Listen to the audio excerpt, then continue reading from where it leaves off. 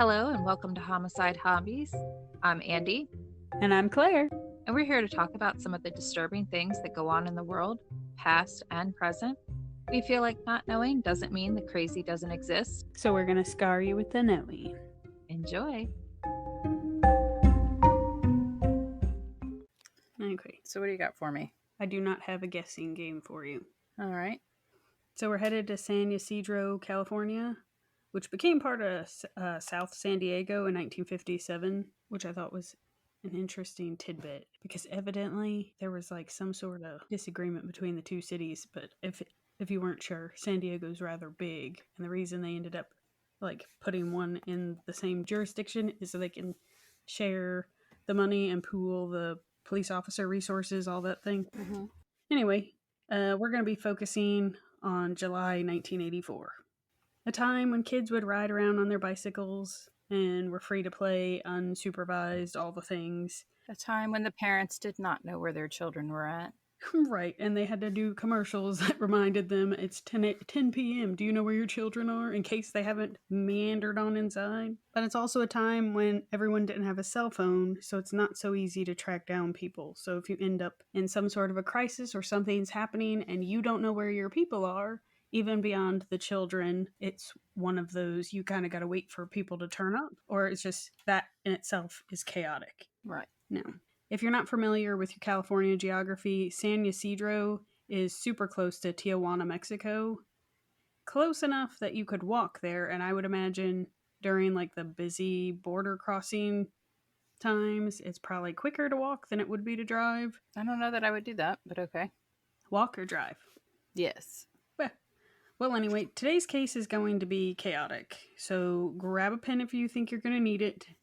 I don't know that you will, but we have a lot going on in a span of an hour. Do you tell it confusing? I don't think so. Oh, God. That means it's confusing. Shut up. I think I tell it perfectly fine.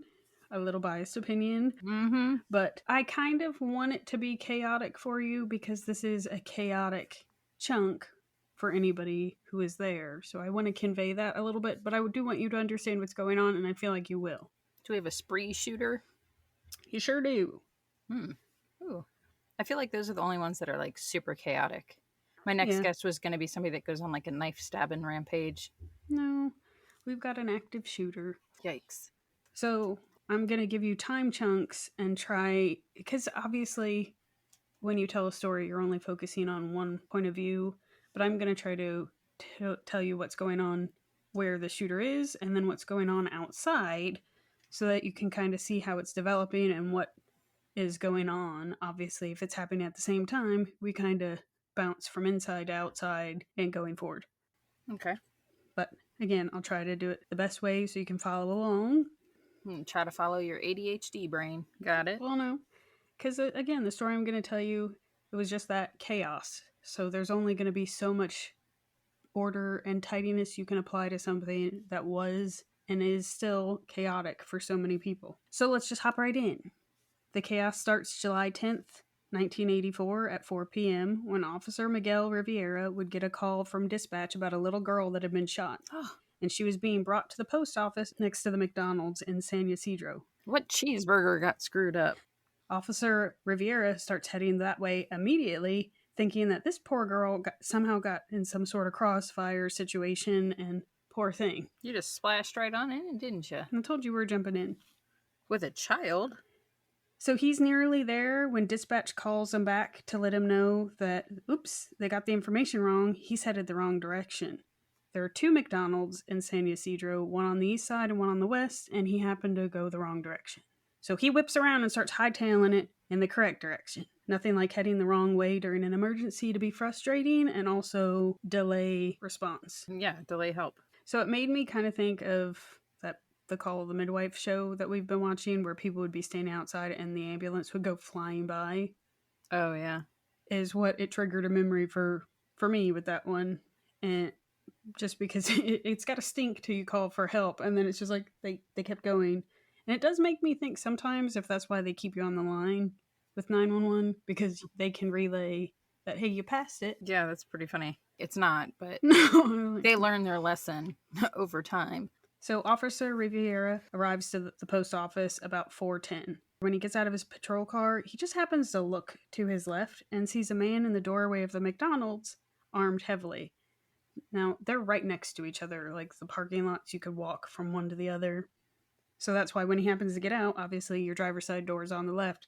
So he gets out and just kind of looks. I would imagine police officers have to be aware of their surroundings, so I feel like he would have looked that way anyway. But when he looks over there, he sees this feller who's heavily armed, and obviously people aren't usually heavily armed in McDonald's. Generally not. Well, the man has an Uzi, a 12-gauge pump-action shotgun, and a 9mm semi-automatic pistol. That's definitely heavily armed. For one man, yes. I'm sitting here like, And I know how you and your gun knowledge goes, so I'm going to break it down for you a little bit. Now, mind you, I think the officer only saw the Uzi and then the shotgun because he's got stuff slung over him. I don't feel like he saw the pistol, but I'm just telling you that's what he was armed with. But so as the whole semi-automatic and automatic things go, a semi-automatic is accurate up to like 200 yards. Your semi-automatic guns, or what you've shot semi-automatic guns when you visited us, which means when you pull the trigger, it fires the one round, reloads the next. Mm-hmm. It makes it more accurate because there's less recoil and you can hold your aim better. An automatic is accurate for up to about 50 yards or less because it unleashes a barrage of bullets, and it's exactly how it sounds. It automatically just keeps firing them as long as you're holding it down. The trigger, that is. Yeah, I get it. I ain't that stupid. So I know you're not that stupid, but I'm saying an automatic Uzi can fire about 10 rounds per second. That's a lot. Right.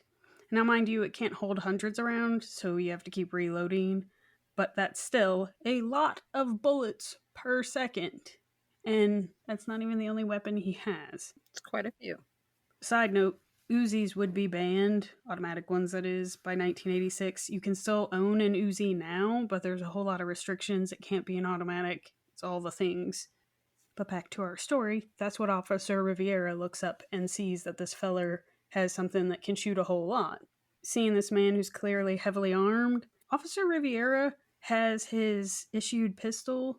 It's a .38. It cannot match what that man is currently armed with. That's scary. You'd like to think that the people coming to help can actually I think match. Even nowadays, people don't expect to go to a scene and it's somebody with a machine gun.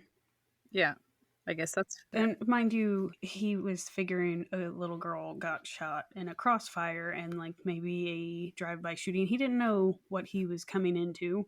He was going there to see what the issue was. But clearly seeing he's outgunned, he calls for backup because he can't handle the massive amount of gunfire that thing can put out. Now, officers start funneling in and surrounding the place. Now, when this is all said and done, a total of 175 officers would make it to the scene as this whole thing unfolds.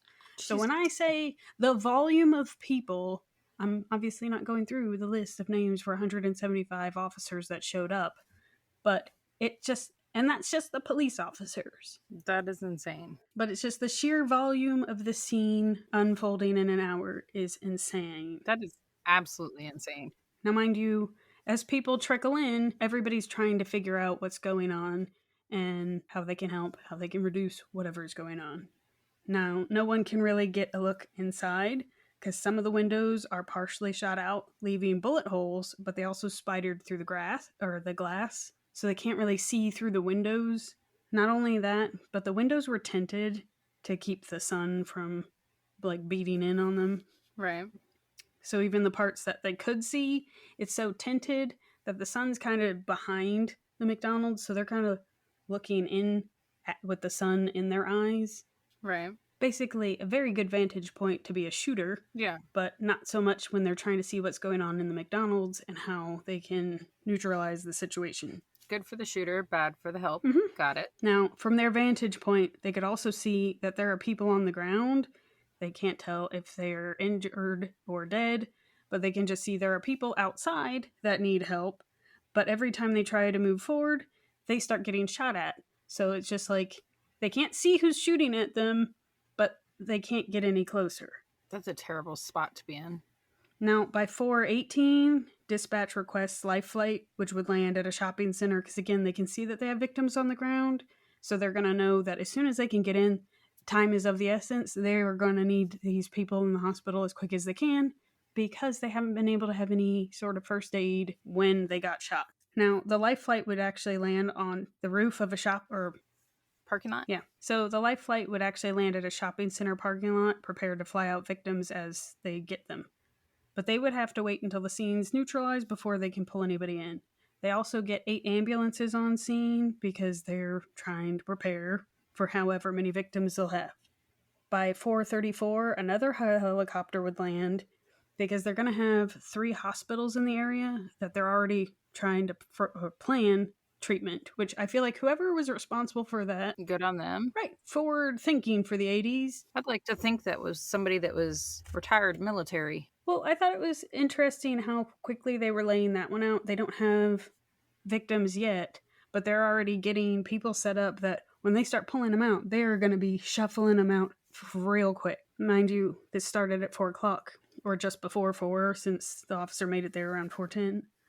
By 4:34, another helicopter would land, but by 4:45, the SWAT team arrives, but their commander is stuck in rush hour and tells them they can't fire until he gets there to make sure that they know what's going on inside the McDonald's. I'm just going to tell you right now, he catches a little bit of shit for this one because he should be able to trust his team to figure it out. What kind of haphazard nonsense is that? You're going to send your guys to go stand there? You know there's an active shooter. Yeah, well, everyone is thinking that this must be a robbery gone bad, and they're not sure. At McDonald's? Well, you never know.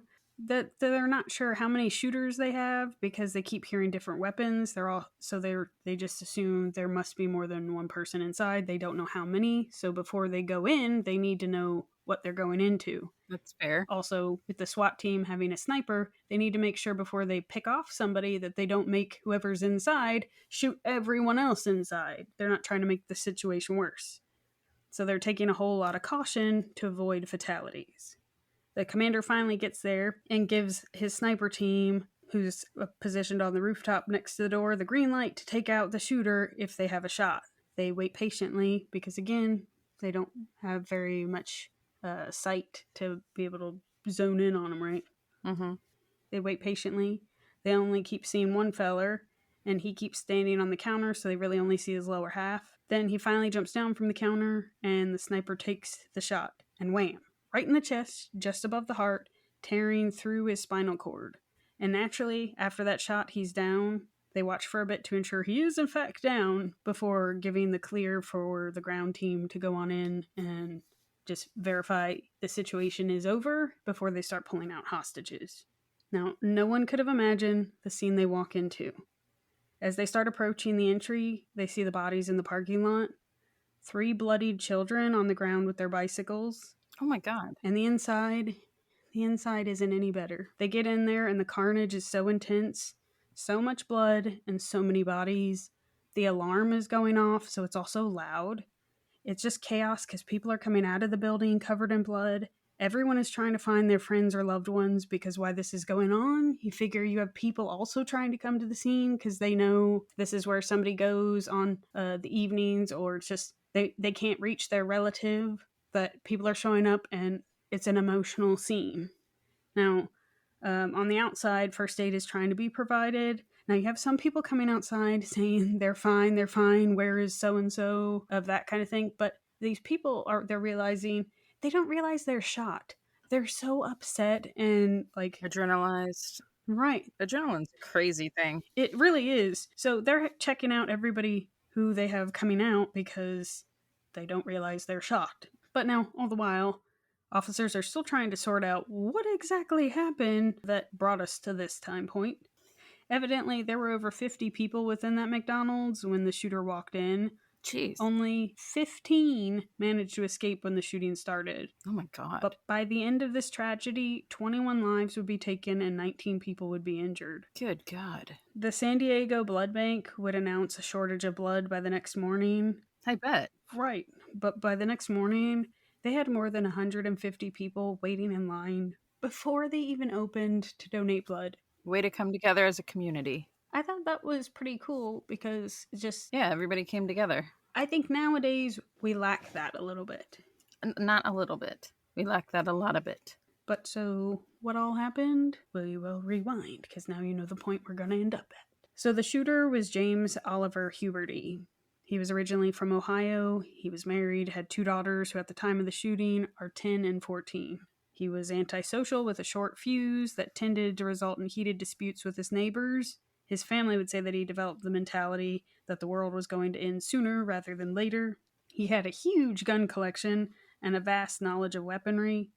Now, some of his neighbors had issues that were dog related. So James, he had a few German shepherds, and when they would escape, they would eat the other neighbors' pets, which ended up being a dispute.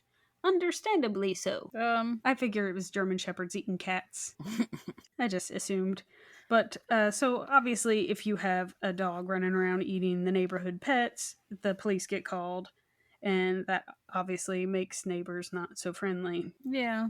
Now, there was a time a stray poodle wandered in and pooped in his yard, and James would head out there with his gun when a neighbor would intervene and convince him not to shoot the dog.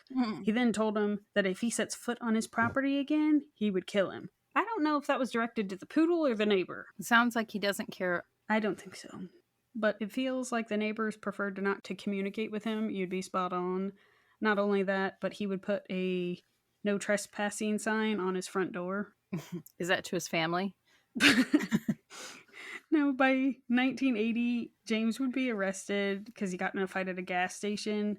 He'd be charged with disorderly conduct and plead no contest. He'd have to pay court costs, but it didn't seem to be a big thing.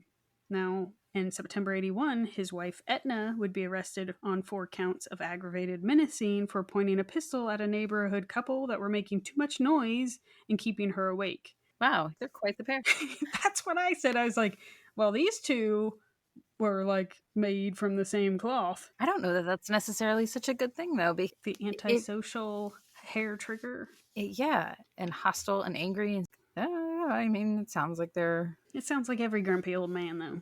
Well, I don't know that it's necessarily a good thing that she can egg him on. Yeah. When I read that one, I was just like, at first I was thinking that somebody turned to a not nice person and she's a victim of being married to a piece of shit, but then I was like, she kind of is a piece of shit all on her own. But James and Etna had graduated from the same college in Ohio. That's how they met. That's how they'd get married, or not why they'd get married, but that's how their relationship developed, and then they'd get married.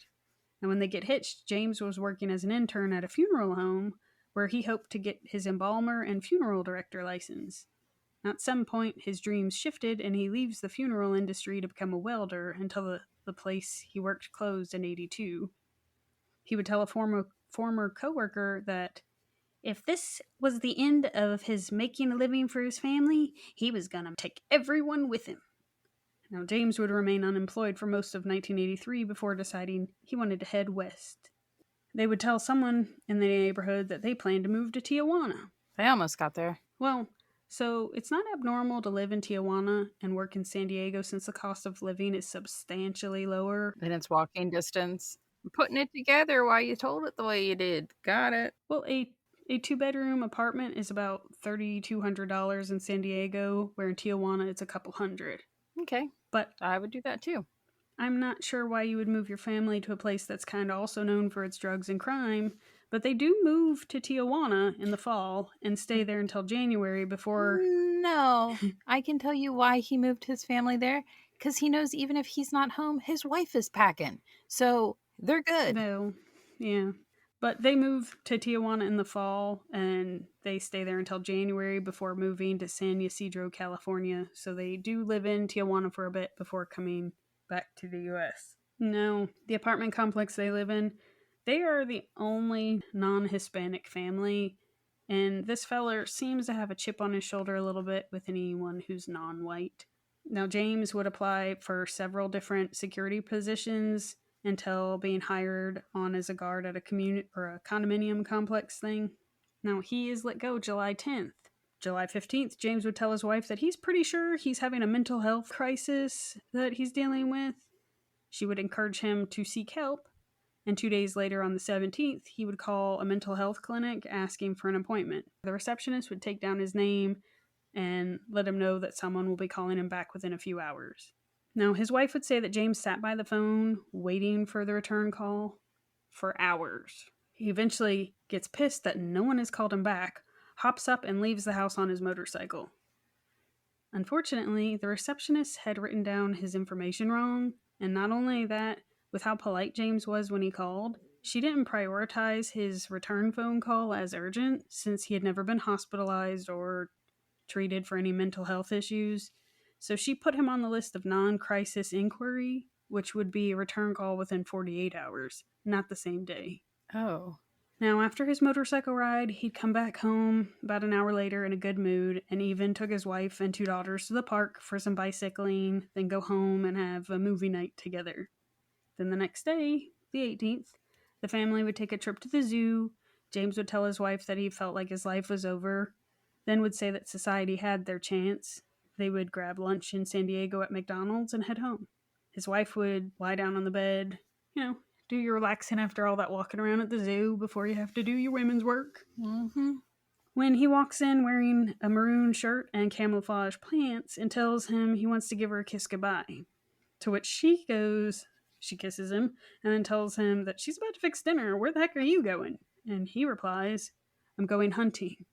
Hunting for humans. He said that? He sure did. I thought about it a lot, and I'm not 100% sure what I would have done in that situation, because I feel like you don't know where he's going, what's about to happen.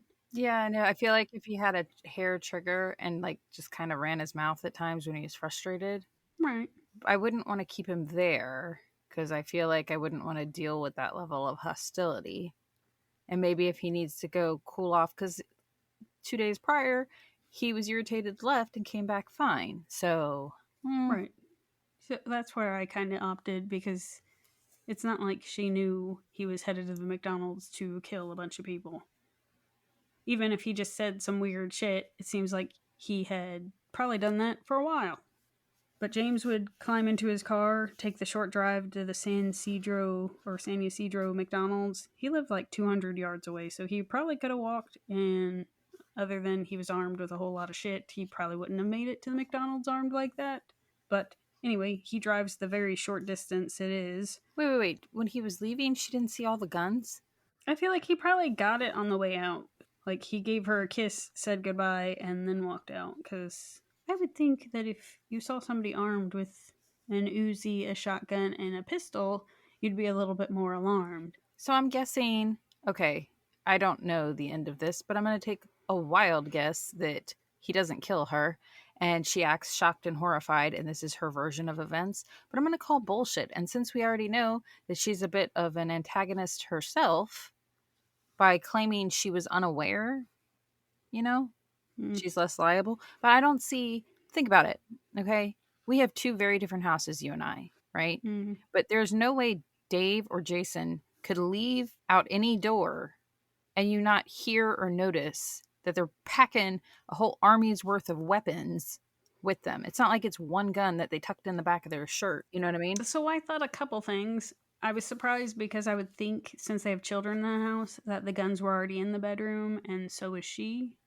In addition to that, I don't think he would have been wearing them because it would make driving difficult. But he could get him to his car. Right, but I feel like he probably did load the car. And other than, I don't know if she was laying there just doing the whole eyes closed thing and going, I don't even want to know what he's making a mess, like what he's tearing out. I have to make dinner in 20 minutes. What am I making? Oh my God, I heard a crash. Like that level of, she didn't know what he was doing, but he was doing something and kept hearing the back and forth. And then also whatever dogs, all the noises. Nope, I'm sticking with my theory. She saw him take the guns. Maybe he's done it before and came back and hadn't done anything at all. Yeah. I'm calling bullshit. She knew. Well, about the guns, that is, not necessarily what his plan was. Because what would her excuse be? He's done that before and he hadn't killed anybody? Well, he makes the short drive to the McDonald's, strolls in at about 3:56. Again, he's armed with that 9mm semi-automatic pistol, the 9mm Uzi, and a 12-gauge pump-action shotgun. He also has a box and a cloth bag full of rounds, hundreds of them.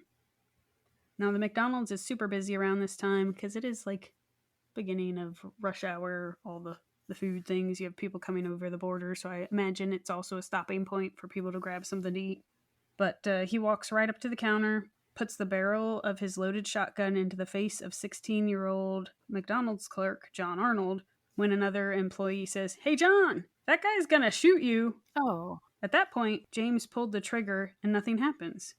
So he looks down at his gun to try to figure out why it didn't go off. John turned and walked away, thinking this is just some sick joke that he didn't get. No, sorry. Nope.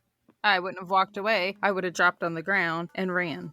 Well, then he heard the first of several shots, and bodies start dropping, windows start shattering. I would have practiced my swan dive through the drive-through window. He was nicked by a shotgun pellet, but managed to curl up close to the wall with his face against the brick, praying for the man to not come over and for help to be on the way. Now, all the while, bullets are spraying, people are screaming, and keep in mind, during all of this, it's over an hour before police take James out. So I can't even imagine being shot, crumpled up, and just hoping for all of this to stop. Yeah, it's scary. And now where John does survive, again, I can't imagine enduring that for an hour. I am going to tell you as we go, anybody who does survive, because I feel like it's less confusing if you know what's happening and their version. Okay. Now again, it's chaotic when those bullets first start being fired. People are scared. They're taking cover, trying to hide under tables, running where they can. Some people freeze. One man would try to talk to James as James is telling everybody to get on the ground and refer to them all as dirty swine Vietnam assholes. Which, mind you, no one in there is Asian at all. And before you ask, no, James was not in the military, so he has no Vietnam-era trauma. He's just a disgusting human being. Who sounds a little bit racist. He had some sort of a kidney issue that would prevent him from being drafted. But had he been drafted, he had already planned to go the route of being a conscientious objector because he opposed the war and killing in general, which I did a lot of blinking at because he doesn't seem opposed to killing. No. But that doesn't stop him from, during this whole hour, yelling about how he's a veteran of the Vietnam War and how he's killed thousands and he'll kill thousands more before he's done. He's disgusting. Yeah. Now, unfortunately, the first fatality was the McDonald's manager, Neva Kane, just 22 years old, and she had only been home from her honeymoon 6 weeks. Oh, that's so sad. Now, 25-year-old Victor Riviera would try to talk to James to avoid anyone else being shot. Victor was there with his wife Maria and their 2 girls, who were 1 and 4. James would respond by shooting Victor 14 times while shouting for him to shut up. Oh, God. Customers and staff squeezed tighter into their hiding spaces, tucked under booths and tables. James turns his attention to a table with 6 women and children and fires. 19-year-old Maria Colmenero would be killed with 1 bullet to her chest. 9-year-old Claudia Perez would be shot in the stomach, cheek, thigh, hip, leg, chest, back, armpit, and head. Oh, my God. With James's Uzi. Claudia's 15-year-old sister, Imelda, got hit once by the Uzi in her hand. James would switch to his shotgun and fire at 11-year-old Aurora Pena. Aurora's 18-year-old pregnant aunt, Jackie, would cover her with her body to protect Aurora. James would switch to the Uzi and fire 48 times into Jackie. Oh, my God. Next to Jackie's body was her 8-month-old baby, Carlos, who was crying. James shouted at the baby to shut up, then took his pistol and shot him in the back. James turned and shot and killed 62-year-old Lawrence, I have no idea how to say his last name, First Lewis, who was a trucker in his last days before he was going to enjoy a life of retirement. Then James turns towards the play area of McDonald's. There's a family huddled under the table together. Keep it together. You got me at the baby getting shot. Well, so there's a documentary you can watch of this. No thanks. And they do show the crime scene, and I'm trying not to picture it as I'm trying to tell you, and it's just super sad. So he turns, and there's a family huddled under the table together. 31-year-old Blythe Herrera, her 11-year-old son Mateo, Mateo's 12-year-old friend Keith Thomas, and her husband Ronald. Blythe was shielding her son, and Ronald was shielding Keith from the shooter, and also to not see what's going on. Ronald would tell Keith to not move as they hear James come up to them and begin firing. Blythe and her son Mateo would both have numerous gunshots to their heads and would be killed. Ronald would take 6 bullets to his stomach, chest, arms, hips, shoulder, and head. Thomas would be hit in the shoulder, arm, wrist, and left elbow. Now, Thomas and Ronald, although they were hit several times and in so much pain, they pretended to be dead, and James would walk away. They'll lay there waiting for help and have to hear all the gunshots, all the screams continue, while being coated in the blood of his wife and son. Unsure and unable to render any aid to his wife and son, or even the friend that he was shielding. Now then James turns to the table near them. There were 3 women. 24-year-old Guadalupe Del Rio, who was against a wall shielding her friends, 25-year-old Gloria Ramirez, and 31-year-old Aristelvi Vargas. I apologize for fucking that one up. All 3 would be fired upon. Guadalupe would be hit several times, but miraculously survives. Her friend Gloria wasn't hit at all. Damn. Aristelvi would be hit in the back of her head, and she would go to the hospital, but she would pass away the following day. Now, the next booth was 45-year-old banker Hugo Velasquez, who would be shot in the chest once and died. Keep in mind, while this is going on, people in the area outside have no idea what's going on inside the Walmart. I go there too often. But people don't know what's going on, so I'm going to take you outside the McDonald's. I didn't know it was a booger click thing.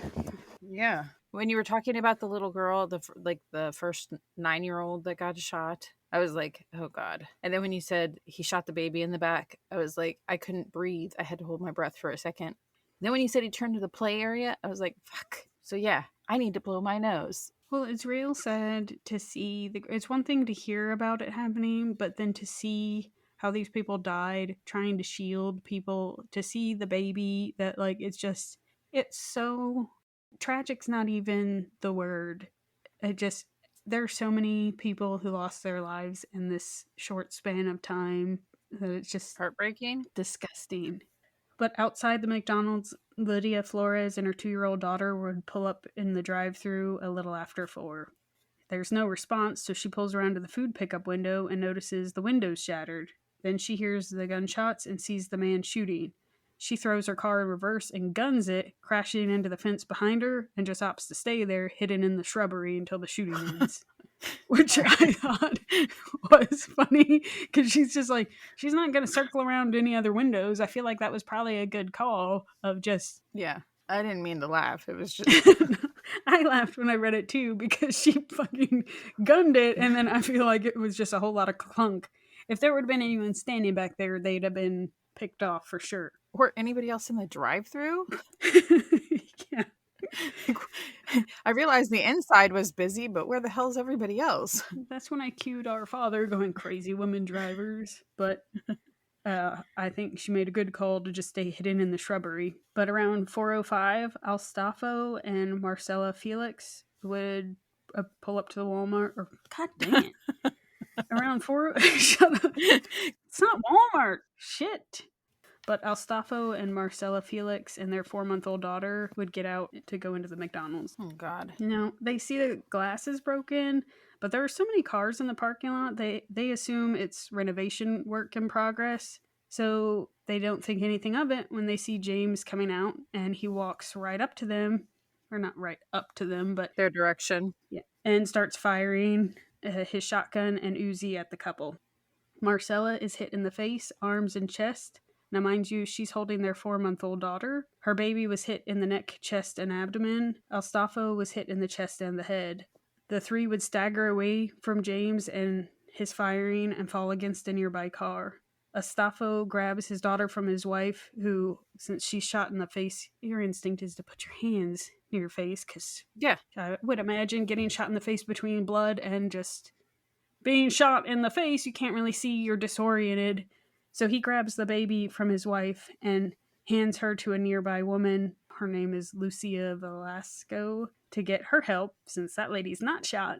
Now Marcella, who's barely able to see, looks up to see her husband without their daughter before she passes out. Lucia, holding a bloody baby, runs over to a police officer she sees, and he would take the baby and jump in his cruiser, holding pressure to the wounds and rendering the best first aid he could while driving as fast as he can to the hospital, knowing that this tiny little thing does not have time to wait for an ambulance. She needs to get to the hospital now. She would get there and undergo surgery and have 30 pieces of shards pulled from her tiny little body. You said she was 4 months old? Mm-hmm. Oh, God. I don't know how there's enough space on a little tiny body to have 30 shards of anything. I have no earthly idea, but all 3 would survive. Marcella would lose her eye and the use of one of her hands. Now, during the chaos of all of this, victims are going to be shuttled to wherever they can get help. So they actually end up going to 3 different hospitals, and it would be 2 weeks before they're reunited with their daughter. Did they at least know she survived? I feel like priority was each individual patient, but I do think that as soon as she was coherent enough to let know updates and everything. I know there's a picture that I'll send you of the baby in the paper. I don't want to see that. No. So it's after surgery, and it's a picture of her in like a recovery, what's the little baby bin things? Whatever. You know what I'm talking about. She's in one of those things, and the nurse is like holding her little hand, and her mom will say that broke her heart because she couldn't be there. Yeah, but at least somebody was there. Yeah, but she had people helping her. Now, on the other side of the parking lot are 3 boys, or 3 11-year-old boys on their bikes. Now, across from the McDonald's, like on the corner, is a donut shop. So these boys were riding around on their bicycles. They had hit the donut shop, then they were going to go to McDonald's. Typical boys. Yeah, it's like, but they're on their bikes. We've got Omar Hernandez, David Delgado, and Josh Coleman. Now, they hear all the yelling and the noise and turn to see James with a shotgun and an Uzi. They turn to flee, and just as they turn, James starts shooting at them. God, he's disgusting. Josh gets hit in the back, arm, and leg and falls to the ground on his bike. He lays on the ground, kind of looks up towards his friends or over to his friends, Omar and David, as they're also hit. Now, Omar was hit several times around his head, and he's bloody and crying for his mom. He starts vomiting before his body goes limp. Now, David was also shot and laid on the ground with his friend before just seeing his friend struggle to take his last breaths. Josh laid there taking short-labored breaths, knowing his friends just died next to him, hoping the shooter wouldn't come over toward him, hoping for help to come soon, as he waited, hearing screams, hearing gunshots. Then James turns to an elderly couple in the parking lot, 74-year-old Miguel Uola and his 69-year-old wife, Ada. James shoots Ada in the face. Miguel would drop down and cradle his wife in his arms, wiping the blood from her face, screaming at James as James walks up and shoots Miguel in the head. That's awful. Mm-hmm. Now, all of this happens while police are scrambling to lock down the area and get people over there. So it's just like the amount of devastation and the first chunk is just devastating. Is insane. Now, initially, again, when officers first start arriving and James stays inside from then, it throws them off because he keeps switching between guns, and it makes them think that there are several people inside and that it's gotta be a burglary gone bad. On top of all that, like I told you before, the windows being broken made it difficult because the glass would spider, and then there'd be reflections from the shards.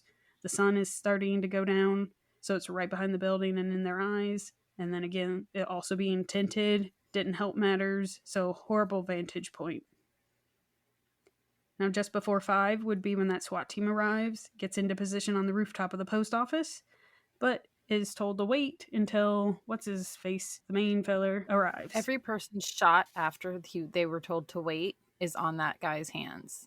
I agree, because what's the point? What is the point in training your team and sending them to sit and watch a bunch of innocent men, women, and children be murdered? I can tell you the documentary on this, they interview him, and I can't stand listening to him talk. He sounds like a politician piece of shit, and he doesn't think he did anything wrong, that was what their policies were. It's just like, and he says nobody died after whatever, like all these people were shot and killed in the first like few minutes before the police got there.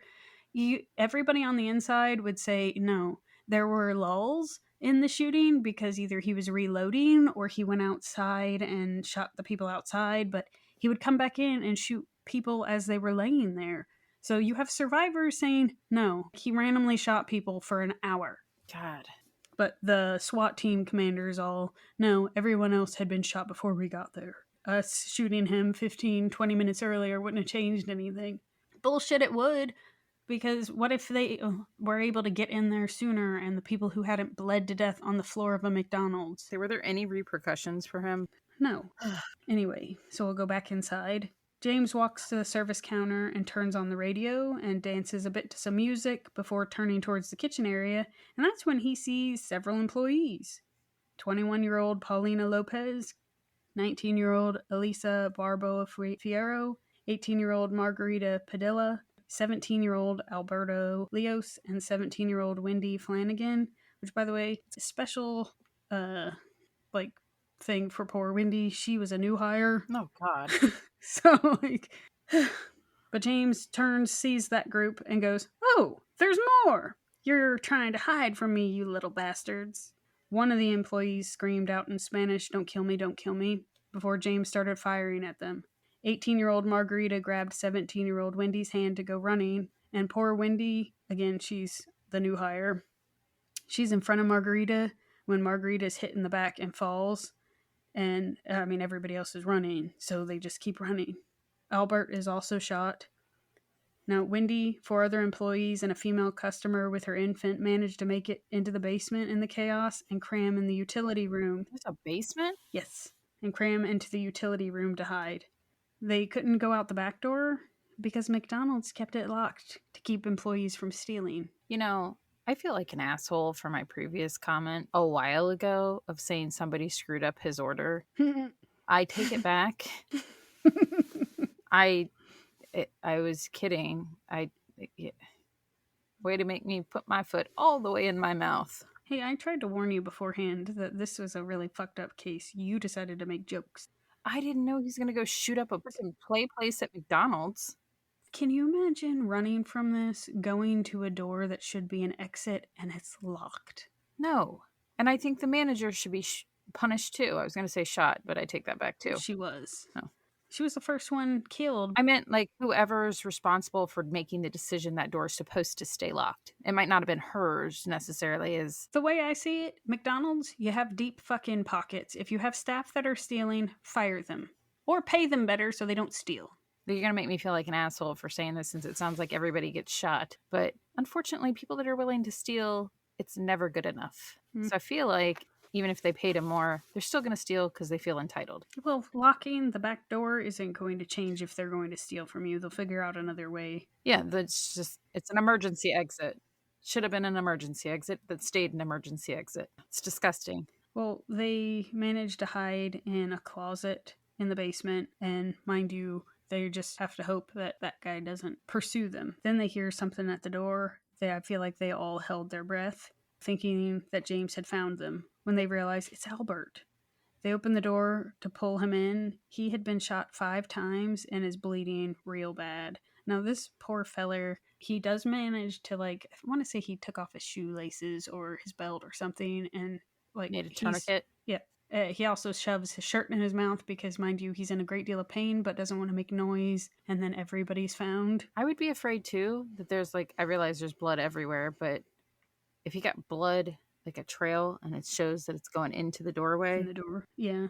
But I realize there's just blood everywhere, so. Yeah, but mind you, they stay cramped in there until help is on the way. Now, a fire truck pulls within James's firing range, and James fires at the fire truck and wounds one who's on the fire truck. Oh, God. Then James hears 19-year-old Jose Perez moaning, and since he had already been shot, so he walks over there and he's already slumped over a booth and shoots him in the head. I feel like that guy Jose was probably unconscious, and the moaning was him coming too. Probably so. He would die next to his friend and neighbor, 22-year-old Gloria Gonzalez, and across from her, 18-year-old Michelle Cancross. Now, do you remember that little girl that I told you was being shielded by her aunt? Mm-hmm. The 11-year-old Aurora? Yeah, her pregnant aunt. She wouldn't hear any shots for a little bit and would make the choice to open her eyes. Oh, God. Unfortunately, James just happened to be looking in her direction when he sees her open her eyes. He curses and throws a bag of french fries at her, then grabs his shotgun and shoots the little girl. He'll hit her in the arm, neck, and jaw. Now, I will tell you, she does survive and make it through all of this, and she's going to be one of the longest hospitalized survivors. Poor baby. Now, back outside, it's now 5:17. SWAT is finally given the green light to shoot if they get a shot. 27-year-old SWAT sniper Charles Foster is in position and has been ready for this. He's roughly 35 yards away with a view of the service counter. James is standing on the counter, so he doesn't have a shot just now. But then when James hops down, he has a small window of opportunity, and the sniper fires. The bullet hits James in the chest, severs his aurora. His aurora? I know, Aurora was the 11-year-old. It severs his aorta and then rips through his spine. James spins down and falls to the ground, killing him instantly. I appreciate your lack of being able to read as a little bit of comic relief in this part. Fuck you. And finally, ending this whole scene. The sniper watches through the scope to ensure that the man is dead before anyone's allowed to go into the building. The first officer in aims his gun at James when he sees a small girl move. He asks her if this was the man who did all of this. She nods. More officers funnel in to see what all has happened as they walk around and see the blood and carnage that they could never have anticipated. Now, when they start assessing the scene and everything, after everybody who's alive is pulled out, they stopped counting at 257 rounds that James had fired. Oh my God. It's insane of what he did. That's so many rounds. Now, on top of like already chaotic scene with bloodied people and needing to render aid to people, they have to set up a kind of a checkpoint where friends and family can come to find out what happened to the victims. Now, some people during all of this, they don't know who they are, so they end up taking Polaroids and putting them on a bulletin board because they need help identifying who they are to be able to update their family. Now, that's also deceased people. I've also seen in other like mass casualties that they have to do that. Yeah. And I couldn't imagine sitting there flipping through all these photos looking for my loved one. Right. And the horror of if you stumble upon them because you get to see exactly their face when it, like... Yeah, I don't know if they do this or not, but I wish they would separate the photos, like younger, older, male, female, so that you're not looking at all the photos. Well, so I feel like because they're trying to identify everybody, these are the people that they don't know who they are. Even if that's not who you're looking for, you might know who it is. I don't know. Unfortunately, that's what happens, and that's how they had to identify people, because again, no cell phones, and it takes a while before they're able to bring the bodies out as they process the scene. All the while, people are outside wanting to know if their loved ones are inside or at the hospital, or, you know, just anything they need to, like, it's just... And again, I can't imagine the terror of waiting to find out, are they in there? Are they at a hospital? Like, where do I need to be to help? Yeah. It also was like, I don't know if you remember me telling you the alarm was going off when the police come in. Right. That shit would have to get shut up. Yeah. I felt bad for the people in the closet because when they opened the door, they didn't hear that the police came in. So they were still hiding in the closet when the police opened the door, clearing the building. And they're just like, I can't imagine that panic of somebody flinging open the door. And I feel like it's like the scrambling that they did. But that feller that was in the closet, the employee, 17-year-old Albert, he does survive. He grows up to become a police officer. Oh. Now, the three boys that were on the bike, Omar and David, had died next to their friend Josh. He would be lying in the hospital bed when a reporter would come in to ask him about what he saw and tell him that his friends really want to know that he's okay. Josh would just reply that all of his friends are dead. That's really sad. Now, years later, a reporter would ask Officer Riviera, the one who was the first officer at the scene, if he had any regrets for not firing at James when he saw him armed in the doorway of the McDonald's, and had he considered he could have ended it all super early. To which, when I heard that question asked, I thought that feller asking the question is such a fucking asshole. Yeah. Isn't the first officer the one that saved the baby? No, that was another officer. Oh, okay. But I think being the first one on the scene is unfortunate because you don't know anything that's going on. Yeah. So how do you expect somebody to magically have that information? So fortunately, that's kind of the reply the officer gives, is he didn't know what was occurring inside. There could have been other people with guns, and him firing could have made things worse. I don't know how it gets much worse than that. And knowing what he knew at the time, he knows he didn't have enough information to make a call of just shooting someone. Yeah. But Etna and her girls would move out of the area. The McDonald's has since been torn down and is now a memorial. Now, James's wife, Etna, would file a $5 million lawsuit against McDonald's. What? Claiming it was the McNuggets combined with the lead and other shit in her husband's body from welding that made him turn violent. Right. I just thought, all right. Her theory was based on Robert Hall's academic paper on MSG and violence. She would also file for workman's compensation against his former welding employer, saying that he was exposed to heavy metals.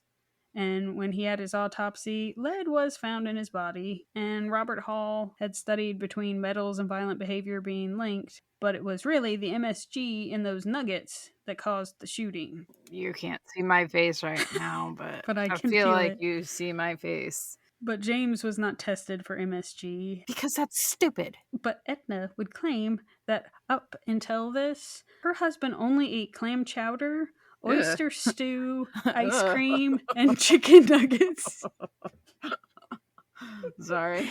I told you that was for you. Because when I read it, I was like, ugh. Clam chowder, oyster stew, ice cream, and McNuggets? So he's lucky he didn't vomit at the zoo that day. For those that don't know, a couple years ago, there was a recall on Campbell's clam chowder, and I didn't know that, and I had eaten a bowl of clam chowder for lunch one winter eve afternoon while talking to Claire on the phone. She knew what I was eating for lunch. She didn't say shit about the recall. And then about, 45 minutes later, while we're on the phone, I start shitting on the toilet and vomiting in the trash can. And she's sitting there going, yeah, so there was a recall on that. And I'm like, I assumed you didn't still have cans from a recall. I didn't know there was a recall. Turns out I'm too busy raising a bunch of children to keep tabs on that. But anyway, yeah, that's why Claire's laughing. And that's why I did my, huh. But I can just say, the recall aside, that's a disgusting diet. That is a disgusting diet. I also, as a female, wouldn't refer to my husband as only ever eating clam chowder. Well, an oyster stew. Yeah, those are... Yep. All right, continue. But he's got a foul diet. And that's to blame for his lunacy. Her lawsuit is unsuccessful, and as laughable as her excuse is with the MSG, I do feel like there is a little... All right, you hippie. Well, I do feel like what you eat does affect your mood. Not so much that you eat murder nuggets, but it makes sense. What you put in is also what you get out. So you put in trash, don't expect greatness on the other end, up to and including your mood and your bowels. Mm-hmm. Now I'm going to see if now this email will forward to you. Great. You send it to Homicide Hobbies or to my personal? Homicide Hobbies. I don't know why you said it like that. Me neither. Sound like your husband. No, I didn't realize I had put in the same picture several times. But, so that way you can see the picture of the baby in the hospital with the nurse. Great.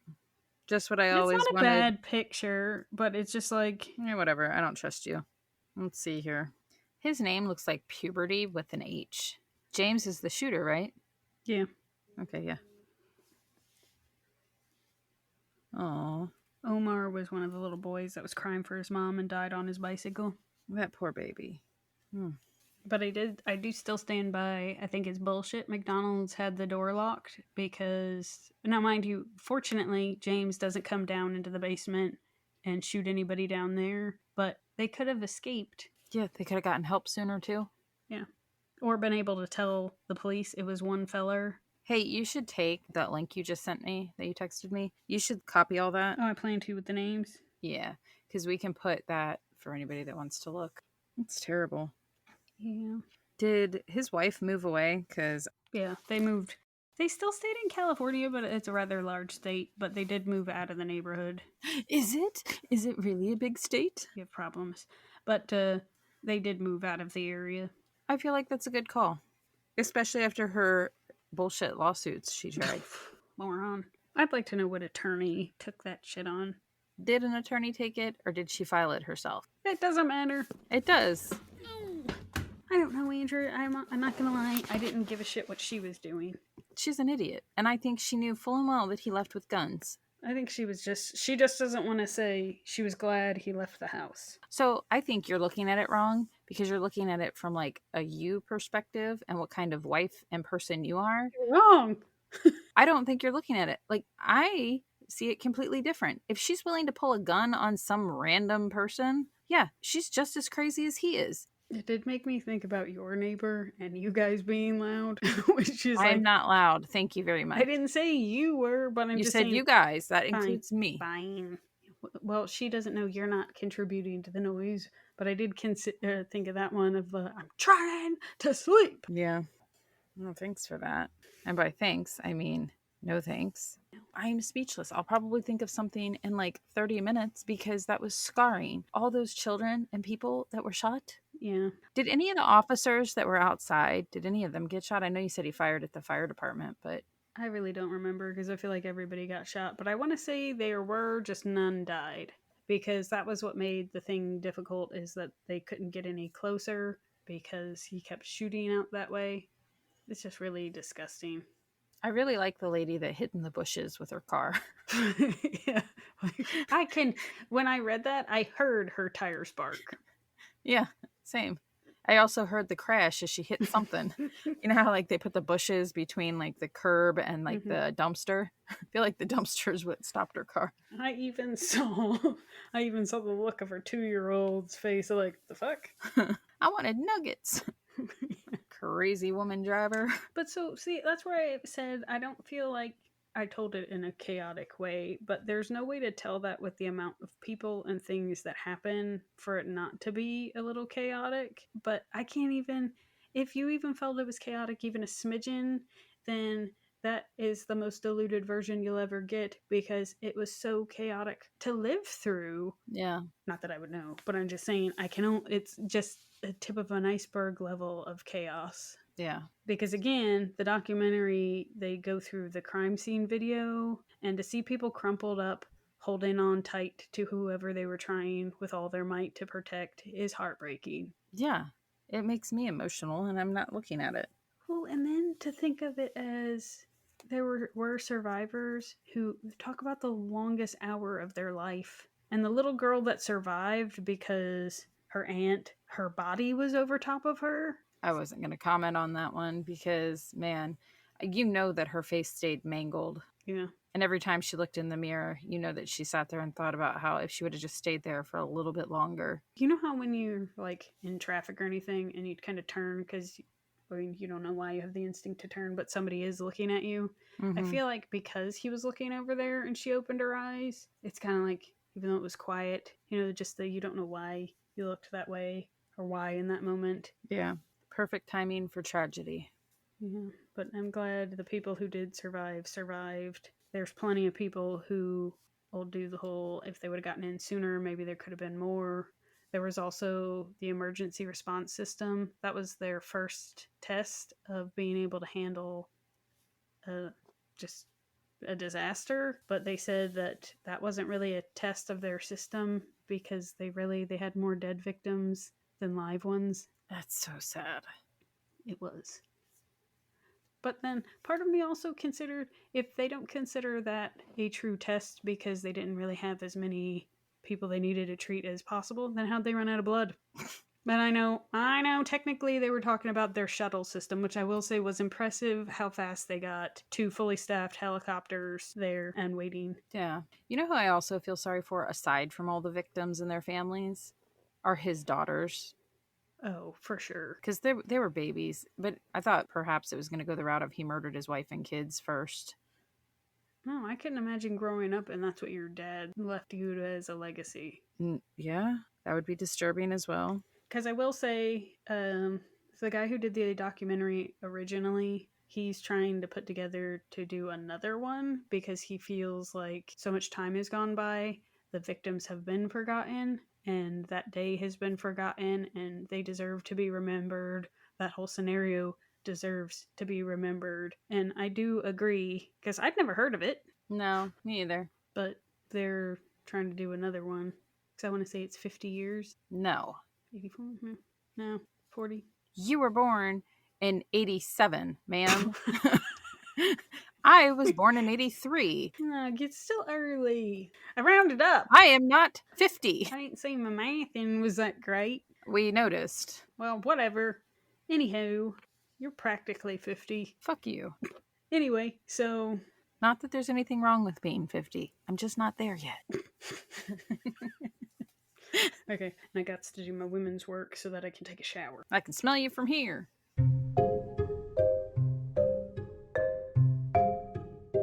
We hope you enjoyed today's episode of Homicide Hobbies. If we made you laugh, if we made you cry, or if we mind-fucked you for the day, then we thank you for listening. Please write a review on whatever you're listening to us on. Tell your friends, tell your family, tell your coworkers. We're freaking awesome. And join us next week for another episode of Homicide Hobbies.